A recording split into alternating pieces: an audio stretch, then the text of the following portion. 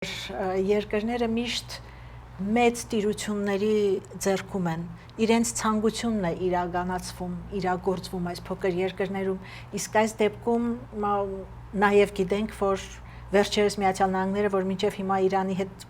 ողերիմ թշնամիներ էին, հանկարծ դարձել են բարեկամներ։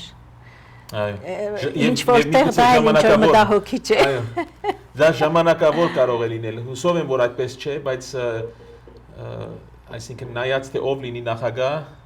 այդ կարող է շատ դյուրությամբ կարող է այդ թշնամական փոփոխությունների ենթարկվել, փոփոխության ենթարկվել եւ ավելի, այսինքն վերադառնալ թշնամական այդ ուրեմն ես Պարսկաստանի դեմ դիմական երևույթին, իրողությանը, հուսով եմ, որ չի լինի դա։ Ունեիք որևէ բան ավելացնելու։ Ժամանակը եկել է վերջացնելու համար մեր այսօրվա հաղորդումը եւ ինչպես ասացինք, միշտ փոքր երկրները եղել են մեծ երկրների ձեռքին խաղալիքներ, այնինչ մեծ երկրներին, մեծ տիրություններին է ձեռք տալիս, այդ ձևով էլ վերջանում է այս փոքր երկրների բախտը։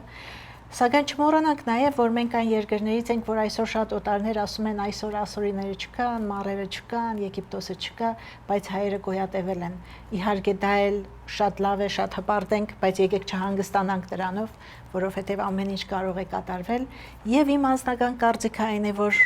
ամենեն կարևոր բանն է տնտեսապես հզորանալ, որովհետև ինչքան որ տեսնում եմ, ինչքան հետևում եմ բոլոր քաղաքական լուրերին, հաշվի են նստում այն երկրների հետ, որոնք տնտեսապես հզոր են, այնպես որ 25 տարի անցել է, եկեք հաջորդ 25 տարիների ընթացքում աշխատենք հզորանալու վրա տնտեսապես։ Շնորհակալություն շատ։ Ես շնորհակալ եմ։ Ստեսություն, մինչ նոր հանդիպում։